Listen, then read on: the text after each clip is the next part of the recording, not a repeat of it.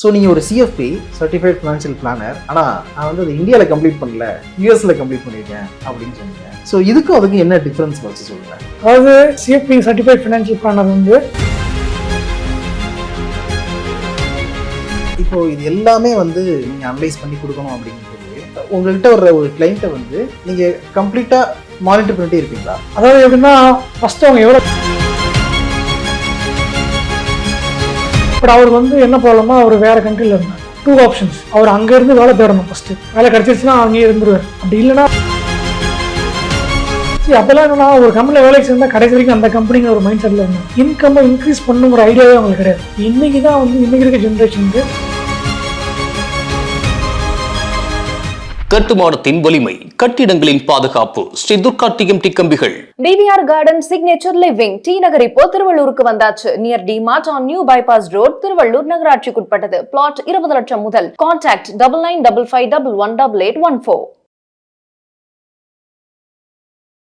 News cafe பார்த்துக்கிட்டு இருக்க வருங்கால கோடீஸ்வரர்கள் அனைவருக்கும் வணக்கம். ரொம்ப நாளா நிறைய பேர் கேட்டுக்கிட்டு இருக்க கேள்வி என்னன்னா, ஒரு ஃபினான்ஷியல் பிளானர், ப்ராப்பரான பிளானரை கூட்டு வந்து பேசுங்க அப்படிலாம் கேட்டுட்டு இருக்கீங்க. இன்னைக்கு அது நடக்க போகுது, நடந்துகிட்டு இருக்கு அப்படின்னு சொல்லலாம். எஸ், மிஸ்டர் குமாரப்பன் நம்ம கூட ஜாயின் பண்றார். இவர் ஒரு சர்டிஃபைடு ஃபினான்ஷியல் பிளானர். ஆனா அந்த சர்டிஃபைடு ஃபினான்ஷியல் பிளானர் அப்படின்னு சொல்லும்போது அதுல ஒரு இக்கு இருக்கு. அது என்ன அப்படின்னு பாத்தீங்கன்னா, யூஎஸ்ல இருந்து சர்டிஃபிகேஷன் முடிச்சிருக்காரு. அது எப்படி, அதெல்லாம் நம்ம கேட்க போறோம். So welcome sir. வணக்கம். எப்படி இருக்கீங்க? ஃபைன். ஓகே. ஸோ நீங்கள் ஒரு சிஎஃப்பி சர்டிஃபைட் ஃபினான்ஷியல் பிளானர், ஆனால் நான் வந்து அது இந்தியாவில் கம்ப்ளீட் பண்ணல, யூஎஸ்ல கம்ப்ளீட் பண்ணியிருக்கேன் அப்படின்னு சொன்னீங்க. ஸோ இதுக்கும் அதுக்கும் என்ன டிஃபரன்ஸ் ஃபர்ஸ்ட் சொல்லுங்க. அதாவது சிஎஃப்பி சர்டிஃபைட் ஃபினான்ஷியல் பிளானர் வந்து இந்த ஆர்கனைசேஷன் வந்து US based organisation. Okay. And நம்ம கண்டக்ட் பண்ற எக்ஸாம்ஸ் வந்து கண்ட்ரி ஸ்பெசிஃபிக்காக இருக்கும். ஸோ இப்போ நான் இந்தியாவில் நான் எக்ஸாம்ஸ் எல்லாம் முடிச்சிருக்கேன். ஸோ இப்போ இந்தியாவில் பார்த்தீங்கன்னா நீங்கள் இந்த எல்லா 5 எக்ஸாம் எழுதணும். ஒரு எக்ஸாமுக்கும் குளோபல் பேப்பர் ஒன்று இருக்கும், இந்தியா பேப்பர் ஒன்று இருக்கும். ஃபார் எக்ஸாம்பிள் ரிட்டையர்மெண்ட் எடுத்தீங்கன்னா global retirement, India retirement. Taxation எடுத்தீங்கன்னா global taxation, India taxation. Investment planning எடுத்தீங்கன்னா global investment, India investment. So இப்படி எல்லாமே வந்து ஒரு குளோபல் பேப்பர், ஒரு இந்தியா பேப்பர் இருக்கும். பட் எக்ஸாம் வந்து டாக்ஸ்க்குனா ஒரு எக்ஸாம் இருக்கும், ஐ மீன் இன்வெஸ்ட்மெண்ட்னா ஒரு எக்ஸாம் இருக்கும். அப்படிதான். ஸோ இது ஏன் இந்த எக்ஸாம் எடுத்தேன் அப்படின்னா, நான் ஐடியில் ஒர்க் பண்ணேன், வேற கண்ட்ரீஸ்லாம் நான் ஒர்க் பண்ணிருக்கேன். ஸோ நாளைக்கு நம்ம எந்த கண்ட்ரியில் போனாலும் போய் ப்ராக்டிஸ் பண்ணணும். ஸோ அப்படி இருக்கிறப்போ எது நமக்கு எந்த மாதிரி ஆப்பர்ச்சுனிட்டிஸ் இருக்கு, எதுல நம்ம குவாலிஃபை பண்ணலாம்ங்கிறப்போ இந்த ஆர்கனைசேஷன் தான் வந்து வேர்ல்டு வைடு அக்ரெடிட்டட். அதனால தான் வந்து இந்த FPSBங்கிற ஆர்கனைசேஷன்ல நான் போய் என்னோட என்ரோல் பண்ணிட்டு இந்த சர்டிஃபிகேஷன் நான் பண்ணேன். ஃபர்ஸ்ட் ஐடி செக்டர்ல இருந்து ஏன் இங்க ஷிஃப்ட் ஆனீங்க? அது ஏன்னா ஐடியில் நான் ஒர்க் பண்ணிருக்கும்போது ஒரு 25 இயர்ஸ் நான் ஒர்க் பண்ணேன். இப்போ ஒரு பீரியட்ல என்ன ஆயிடுச்சுன்னா, ஒரு ஃபெட்டிக் ஆயிடுச்சு ஒரு 10 இயர்ஸ்க்கு முன்னாடி. ஸோ போர் அடிச்சிச்சு ரொம்ப. ஒரு ஐடியா டெய்லி நம்ம படிக்கணும். இந்த லே ஆஃப் இதெல்லாம் பத்தி நம்மளே பேசியிருக்கோம். ஸோ அப்போ நம்ம டெய்லியும் படிக்கணும், டெய்லியும் எக்யூப் பண்ணிக்கணும். நான் சர்டிஃபிகேஷன் ஐடியில ஒரு 12 சர்டிஃபிகேஷன் நான் பண்ணிருக்கேன், என் கம்பெனி சர்டிஃபிகேஷன். ஸோ படிச்சுட்டே இருக்கணும், எக்ஸாம் எழுதிட்டே இருக்கணும், இது மாதிரி தான் இருந்தது. ஸோ ஒரு மாதிரி ஃபெட்டிக் ஆயிடுச்சு. ஸோ என்ன பண்ணலாம்னு யோசிச்சுட்டு இருக்கப்போ, சரி நம்ம ஃபியூச்சர் எப்படி இருக்க போகுது, அப்போ சரி ஃபினான்ஷியல் பிளானிங்னு அப்பதான் தெரிய ஆரம்பிச்சு. நான் சொல்றது ஒரு 10-12 இயர்ஸ்க்கு முன்னாடி. ஸோ இப்போ நான் போய் பண்ணலாம்ங்கிறப்போ ஒரு நியூட்ரலா ஒரு பிளானர் என்னால பார்க்கவே முடியும். எல்லாரும் ஒரு ப்ராடக்ட் பேஸ்ட், ஒரு கமிஷன் பேஸ்ட் இப்படிதான் இருந்தாங்க. So commission based okay, but எதுல அதிகமா கமிஷன் இருக்கோ அதை தான் விற்கிற மாதிரி இருந்தாங்க. என்னோட ரெக்குவயர்மெண்ட்ஸுக்கு நியூட்ரலா பிளான் போடுற மாதிரி யாருமே இல்லை. ஸோ என்னடா இவ்வளவு பெரிய கேப் இருக்கேன்னு நான் பார்த்தேன். ஓகே, நான் சொல்றேன் 2013. ஸோ இப்போ இந்த கேப் வந்து சரி ஓகே, இது யாருமே இல்லைங்க நியூட்ரலா பண்றது.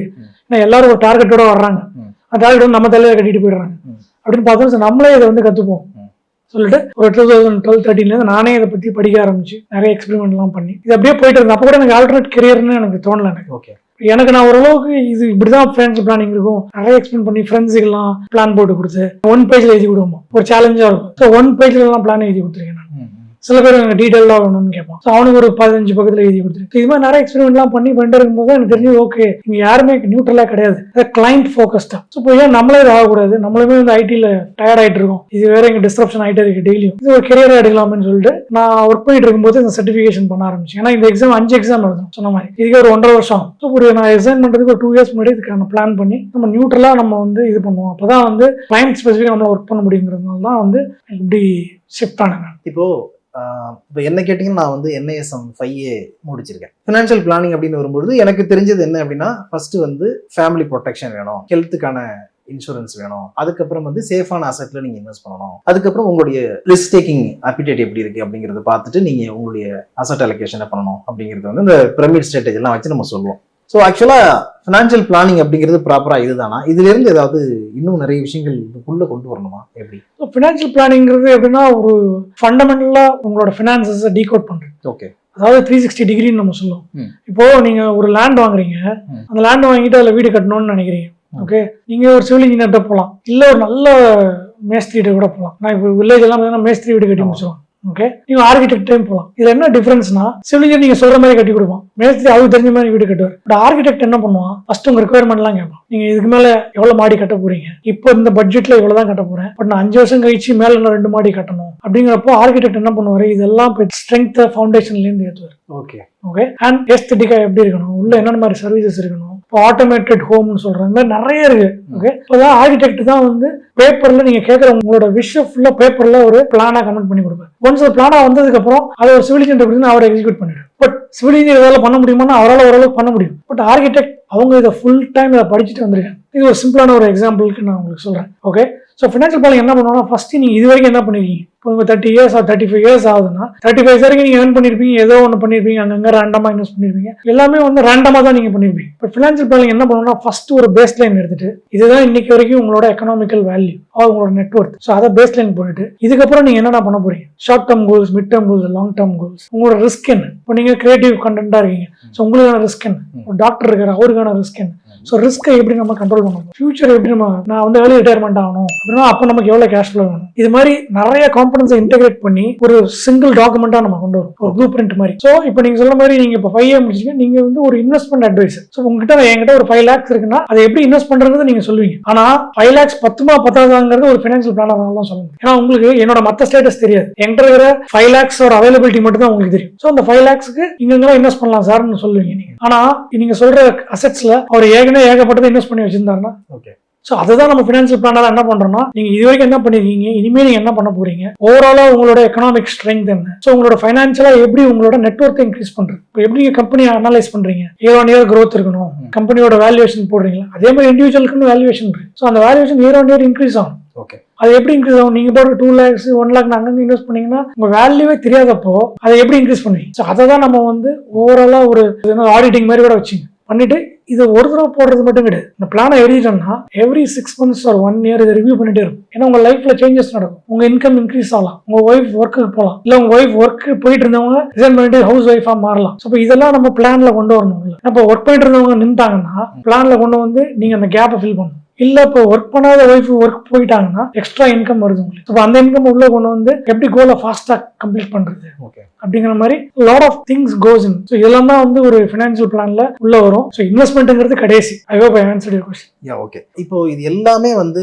நீங்க அனலைஸ் பண்ணி கொடுக்கணும் அப்படிங்கும்போது உங்ககிட்ட வர்ற ஒரு கிளைண்ட்டை வந்து நீங்க கம்ப்ளீட்டா மானிட்டர் பண்ணிட்டே இருப்பீங்களா? அதாவது எப்படின்னா ஃபர்ஸ்ட் அவங்க எவ்வளவு டேட்டா கொடுக்குறாங்க, இது டாக்டர் மாதிரி தான் அது. ஓகே, எவ்வளவு டேட்டா என்கிட்ட கொடுக்குறீங்களோ அவ்வளவு பிளான் வந்து அக்யூரேட்டா இருக்கும். ஓகே, ஸோ ஒன்ஸ் பிளான்லாம் எழுதினா டிராஃப்ட் பிளான் ஃபர்ஸ்ட் எழுதுவோம். அந்த டிராஃப்ட் பிளானை வச்சுட்டு கிளைண்ட்டும் டிஸ்கஸ் பண்ணுவோம், ஒரு 2-3 மீட்டிங் போகும். ஏன்னா நீங்க இது வரைக்கும் பண்ணது எல்லாத்தையும் நான் 4 நாள்ல பேப்பர்ல கொண்டு வரேன். ஓகே, ஸோ அப்போ நிறைய அதுல வந்து கேப்ஸ் இருக்கும், சின்ன சின்ன எரர்ஸ்லாம் இருக்கும். இது எல்லாத்தையும் கரெக்ட் பண்றதுக்கு ஒரு 2 வருஷம் ஆகும். 2 versions டிராஃப்ட்ல இருந்து version 1 version 2 அப்படி வச்சுங்க. ஸோ ஒரு 1 week 10 daysல பிளான் வந்து ஃபர்ஸ்ட் வெர்ஷன் ரெடி ஆயிடும். ரெடி ஆனதுக்கு அப்புறம் 6 months to 1 year வந்து இந்த பிளானை ரீவிசிட் பண்ணும். இதுக்கு நடுவுல கிளைண்ட் லைஃப்ல அவங்க ஃபினான்ஷியலா ஏதாவது சேஞ்சஸ் நடக்குதுன்னா அவங்க எனக்கு இன்ஃபார்ம் பண்ணும். ஓகே, இன்ஃபார்ம் பண்ணா எதுக்குன்னா ஃபார் எக்ஸாம்பிள் இப்போ போனஸ் வருது, சில டைம் சொல்லுவாங்க சார் எனக்கு 5 lakhs போனஸ் வருது, என்ன பண்ணலாம்னா டக்குனு என்ன பண்ணுவோம், அந்த 5 lakhs வந்து நம்ம ஏற்கனவே கோ எல்லாம் போட்டிருக்கோம். இப்போ கோ பிளானுக்கு ஏற்ற மாதிரி அதை எங்க இன்வெஸ்ட் பண்ணணும், மார்க்கெட் கண்டிஷன் ஏற்ற மாதிரி அதை கொண்டு போய் உள்ள போட்டு பிளான் அப்டேட் பண்ணணும். இல்ல சார் எனக்கு வந்து வீட்டில் ஒரு இன்சிடென்ட் ஆயிடுச்சு, எனக்கு வந்து ஒரு மெடிக்கல் எக்ஸ்பென்ஸ் இருக்கு, இப்போ நம்ம என்ன பண்ணணும், ஹெல்த் இன்சூரன்ஸ் இல்ல ஹெல்த் இன்சூரன்ஸ் எடுக்க வைக்கணும், இல்ல நம்ம எக்ஸ்ட்ரா நம்ம பணம் வேணும், இல்லை விட்ரா பண்ணணும். ஸோ அதுக்கான ஒரு பிளான் போடும். இது மாதிரி ஒரு ரியல் எக்ஸாம்பிளே நான் உங்களுக்கு சொல்றேன். இது மாதிரி ஒரு கிளைண்ட்டுக்கு பிளான் எல்லாம் போட்டுட்டோம், பட் எல்லாம் 2 years ஆயிடுச்சு. திடீர்னு அவருக்கு வந்து லே ஆஃப் நோட்டீஸ் கொடுத்துறாங்க. ஓகே, ஒரு பெரிய போஸ்ட்ல இருந்தாரு, லே ஆஃப் நோட்டீஸ் கொடுத்துறாங்க. ஆனா லே ஆஃப் வந்து கொடுக்கறதுக்கு 1 month டைம் கொடுத்துருந்தாங்க. பட் அவருக்கு வந்து என்ன ப்ராப்ளம்னா அவர் வேற கண்ட்ரில இருந்தார். 2 options, அவர் அங்க இருந்து வேலை தேடணும். ஃபர்ஸ்ட் வேலை கிடைச்சிருச்சுன்னா அங்கேயே இருந்துருவாரு, அப்படி இல்லைன்னா அவர் இந்தியாவுக்கு வரணும். அவருக்கு என்ன பண்றது ஒன்றும் புரியல, அவருக்கு எல்லாடி வேலை போகுது. அவர் he is not in a state of mind to think, கரெக்டா யோசிக்கவே முடியாது. ஸோ இப்போ என்ன பண்ணணும்னா ஒரு கிரைசிஸ் பிளான் ஒன்று பண்ணும். கிரைசிஸ் பிளான் என்னன்னா இப்போ உங்களுக்கு வேலை போகுது, அந்த வேலை போயிடுச்சு. ஸோ நெக்ஸ்ட் 6 months எப்படி ஹேண்டில் பண்ணும், இந்த 6 மாசத்துக்கான செலவு என்ன, என்னென்ன இன்சூரன்ஸ் ப்ரீமியம் இருக்கா, யாராவது வெஹிக்கிள் இன்சூரன்ஸ் இருக்கா, எல்லாத்தையும் போட்டு டோட்டலா ஒரு பட்ஜெட் போட்டுட்டு நீங்க என்னென்ன பண்ணணும் நெக்ஸ்ட் 6 monthsல. 6 மாசம் அங்க இருந்தீங்கன்னா எப்படி நடக்க போகுது, 6 மாசம் இங்க வந்தீங்கன்னா என்ன பண்ணும், ஆப்ஷன் 1 ஆப்ஷன் 2 இந்த மாதிரி ஒரு crisis plan plan B photo கொடுத்தாச்சு. அவர் வந்து அவரோட ஆக்சம்பிள் என்னன்னா உங்களுக்கு நீங்க அங்க வேலை கிடைக்கல, இந்தியா வர போறீங்கன்னா எனக்கு நீங்க சொல்லணும்.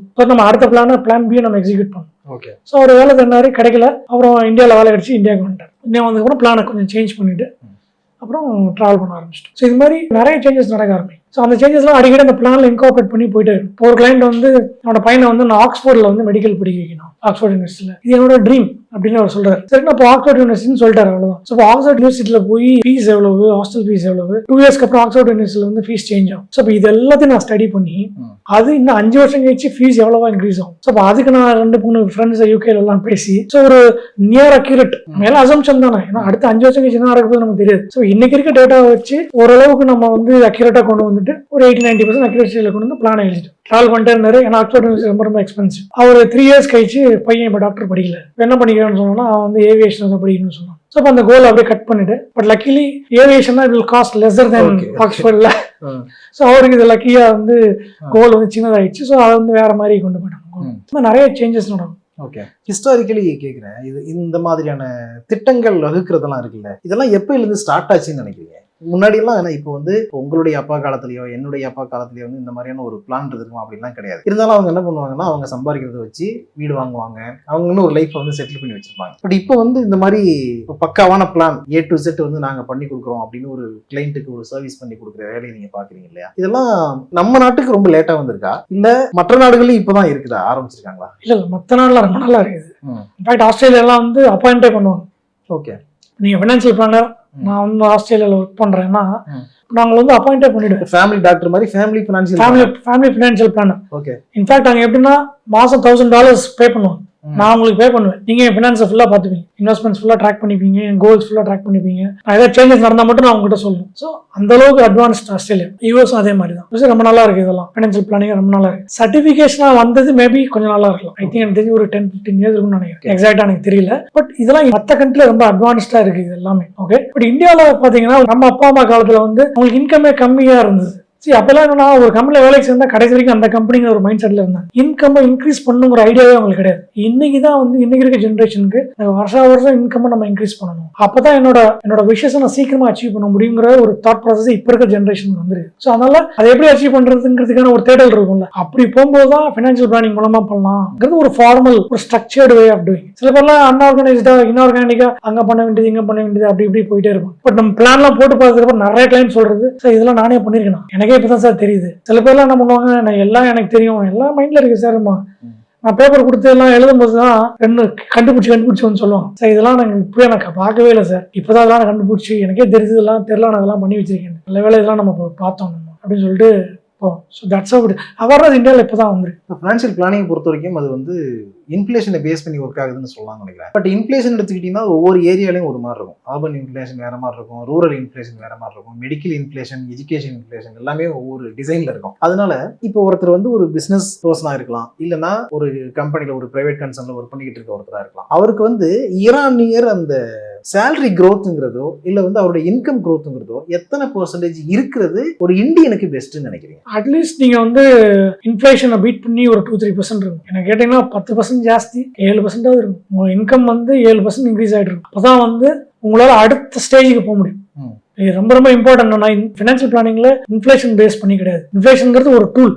ஓகே, அது ஒரு டூலா நம்ம யூஸ் பண்றோம். ஃபினான்ஷியல் பிளானிங் என்ன பண்றோம்னா உங்களோட ஃபியூச்சர் எப்படி இருக்கணும், உங்களோட ஃபியூச்சருக்கு எவ்வளவு தேவை, அதாவது ஃபியூச்சரை பேஸ் பண்ணி அதுக்கு நம்ம எவ்வளவு பண்ணணுங்கிறப்போ இன்ஃப்ளேஷன் நம்ம யூஸ் பண்றோம். ஏன்னா இன்ஃப்ளேஷன் யூஸ் பண்ணாதான் ஃபியூச்சர்ல உங்களுக்கான லைஃப் ஸ்டைல் மெயின்டைன் பண்றது எவ்வளவுன்னு நம்ம நல்லா கண்டுபிடிக்கும். ஸோ இப்போ இன்ஃப்ளேஷன்ங்கிறது ஒரு டூல் தான். ஓகே, ஸோ அதனால இது வந்துட்டு எப்படி பார்க்கணும்னா உங்களோட இன்கம் வந்து அட்லீஸ்ட் ஒரு 7% இன்க்ரீஸ் ஆகும். ஏன்னா இப்போ எல்லாரும் இயர் ஆன் இயர் இன்க்ரிமெண்ட்லாம் யாரும் கிடையாது. ஸோ 2 இயர்ஸ்க்கு ஒரு தடவை 10%, 12% இன்கம் இன்க்ரீஸ் ஆகும். அதெல்லாம் ஒரே கம்பெனில நீங்க யாரும் இருக்கிறது இல்லை, யங்ஸ்டர்ஸ்லாம். இப்போ நானே அந்த மிஸ்டேக் பண்ணேன். ஒரே கம்பெனியில் நிறைய நாள் இருந்தேன், ஒரே போஸ்ட்ல இருக்கக்கூடாது. நீங்க ஐடியில் இருக்கீங்கன்னா ஒரே கம்பெனியில் இருக்கிறது கூட ஓகேங்க, நல்ல கம்பெனியில் இருக்கீங்கன்னு வச்சுக்கலாம். பட் ஒரே டிபார்ட்மெண்ட்ல இருக்கீங்கன்னு வச்சுங்க, அதுதான் இருக்கிறதுல ஒஸ்ட். ஓகே, ஏன்னா என்ன ஒரு பீரியட் ஆஃப் வரும் உங்களோட வேல்யூ வந்து கம்மியாகும். இப்போ உங்களோட ஒர்க் பண்ணவன் ஒரு 2-3 கம்பெனி போயிட்டு திருப்பி அதே கம்பெனியில் வரும்போது உங்களோட 50% சேலரி ஜாஸ்தி ஆகும். இன்கம் வந்து இன்க்ரீஸ் பண்ணணும், ஒரு அட்லீஸ்ட் 7-8% இன்க்ரீஸ் ஆகும். நானே நிறைய பேர் பார்க்குறேன், அவங்க கிட்ட வந்து டேர்ம் இன்சூரன்ஸ் ரொம்ப முக்கியம், அதை நீங்கள் போட்டு வச்சீங்க அப்படின்னு சொன்னால் இன்சூரன்ஸ்னாலே வேஸ்ட், அதெல்லாம் நமக்கு தேவையில்லை அப்படிங்கிற மாதிரி ஒரு மைண்ட் செட்டில் சில பேர் பேசுவாங்க. சில பேர் வந்து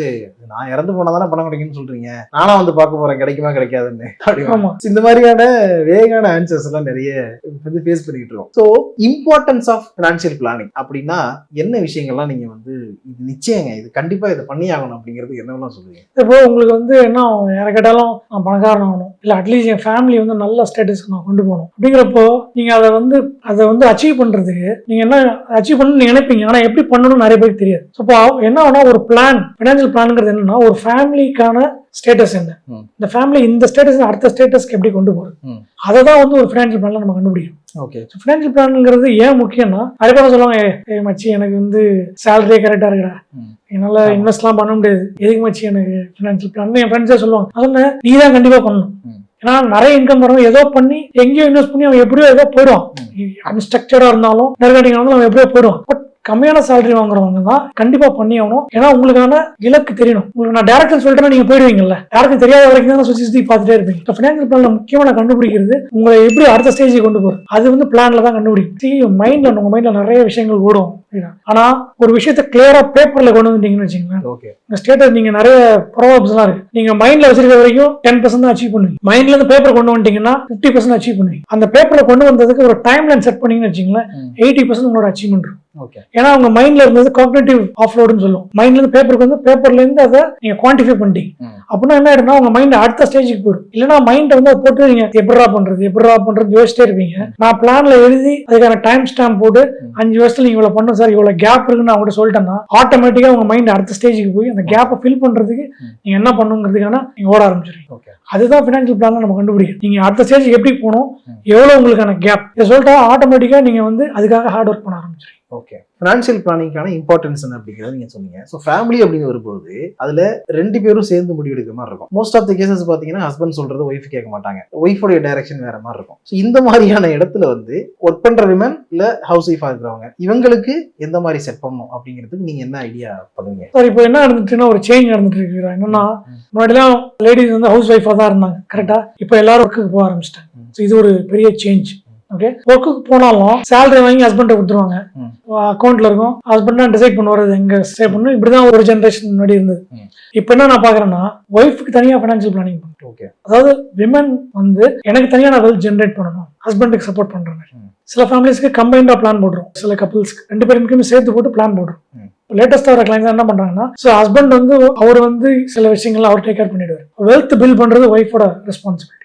ஃபினான்ஷியல் பிளான் 2 பிரிச்சுட்டு இதெல்லாம் உங்க ரெஸ்பான்சிபிலிட்டி, அதாவது அந்த பிளான்ல போட்டு அங்கே நீங்க ஜேர்னி பண்ணுவீங்க. இந்த பக்கம் இதெல்லாம் வந்து ஒய்ஃபோட ரெஸ்பான்சிபிலிட்டி. 2 பேரும் ஒரே ட்ராக்ல ஓடுறாங்க, ஒரே ஸ்பீட்ல. ஸோ என்ன wealth creation becomes faster. So working உமனுக்கு என்ன பண்றோம்னா அவங்களுக்கு தனியா ஒரு பிளான் போட்டு அவங்க சேலரியை சேனலைஸ் பண்ணி அதுல இருந்து இன்கம் வந்து நம்ம ஜென்ரேட் பண்ணி வெல்த் கிரியேட் பண்ணணும். முன்னாடி எல்லாம் என்ன ஆகும்னா ஒய்ஃப் சேலரி வரும் போறதே தெரியாது, கரெக்டா? வீட்டுக்கு தான் செலவு பண்ணிருப்பாங்க. பட் அதை நீங்க சேனலைஸ் பண்ணாம விட்டதுனால அது பாடு அக்கௌண்ட்ல இருந்து செலவாகி கடைசியில பார்த்தா அடடா ஒய்ஃப் இவ்வளவு ஏர்ன் பண்ணிருக்காங்க, கடைசியில் நம்ம எதுவுமே சேவ் பண்ணாம விட்டோமே, கம்மியா தானே சேவ் பண்ணிருக்கோம் அப்படின்னு இருக்கும். ஸோ இப்போ என்ன பண்றாங்கன்னா இப்போ அதுக்கு ஒரு சேனல் பண்ணிட்டோம்னா ஆட்டோமேட்டிக்கா ஒய்ஃபும் ஃபேமிலிக்கு ஆக்டிவா சப்போர்ட் பண்றாங்க. ஸோ இப்போ 2 பேருமே ஒரு டார்கெட் தெரிஞ்சு போச்சு, ட்ராக் தெரிஞ்சு போச்சு. ஸோ இப்போ அது மாதிரி இப்போ ஒர்க்கிங் உமனுக்கு என்ன பண்ணணும்னா அவங்களே வெல்த் ஜென்ரேட் பண்றாங்க, வெல்த் கிரியேட் பண்ணணும்னு நினைக்கிறேன். ஸோ அந்த மாதிரி ஒரு ஹை ஆம்பிஷனோட இப்போ இருக்க ஒர்க்கிங் உமன்லாம். ஸோ அப்படிதான் நான் பாக்குறேன். இப்போ இந்த சர்வீஸை வந்து நீங்க எப்படி ஆஃபர் பண்றீங்க? ஒன் டைம் பேமெண்ட்ன்ற மாதிரி நீங்க வந்து வாங்கிக்கிட்டு இது பண்ணுவீங்களா, இல்ல த்ரூ அவுட் த இயர் நான் உங்களுக்கு சர்வீஸ் கொடுக்குறேன்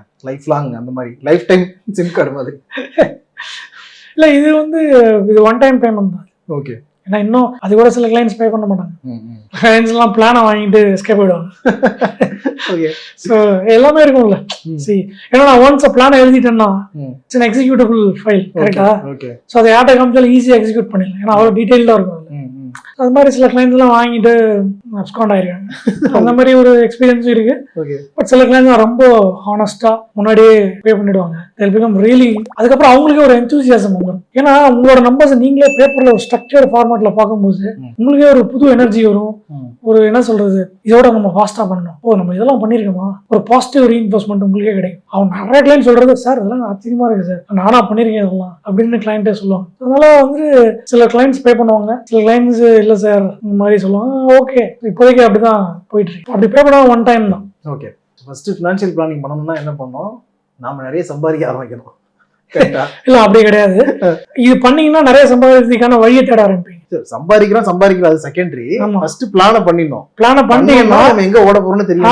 எவ்வளவு ஸ்பீட்ல ஓடணும், ஓகே, இது வரைக்கும் இன்கம் இன்க்ரீஸ் பண்ண வேணாம்னு நினைச்சவங்க கூட இனிமே நம்ம இன்கம் இன்க்ரீஸ் பண்ணணும்னு நினைக்கிறதுக்கான, ஏன்னா நீங்க ஒன்ஸ் தேட ஆரம்பிச்சாதானே நீங்க அதுக்கான அச்சீவ்மெண்ட்டுக்கு போவீங்க. கரெக்டா? சிம்பிள். Super sir. ஃபினான்ஷியல் பிளானிங்னா என்ன அப்படிங்கிறது நீங்க எக்ஸ்பிளைன் பண்ணது மட்டும் இல்லாம அதோட இம்பார்ட்டன்ஸ் என்னன்னு சொல்றீங்க. ஓவராலா பார்க்கும்போது ஒரு ஸ்ட்ரக்சர் கிடைச்சிருக்கு. ஏன்னா இதுக்கு முன்னாடி வரைக்கும் இன்வெஸ்ட்மெண்ட் பிளானிங் தான் நம்ம ஃபினான்ஷியல் பிளானிங் அப்படின்னு நான் நினைச்சுக்கிட்டு இருந்தேன். நிறைய பேர் அந்த மாதிரி தான் நினைச்சிட்டு இருந்திருப்பாங்க. பட் அது கிடையாது, இது வேற அப்படிங்கிறது ரொம்ப தெளிவா சொல்லிருக்கீங்க. Thank you so much. தேங்க்யூ. இந்த வீடியோ உங்களுக்கு பிடிச்சிருந்தா லைக் பண்ணுங்க, ஷேர் பண்ணுங்க, கமெண்ட் பண்ணுங்க. மறக்காம பெல் பட்டனை கிளிக் பண்ணிட்டு சப்ஸ்கிரைப் பண்ணிடுங்க.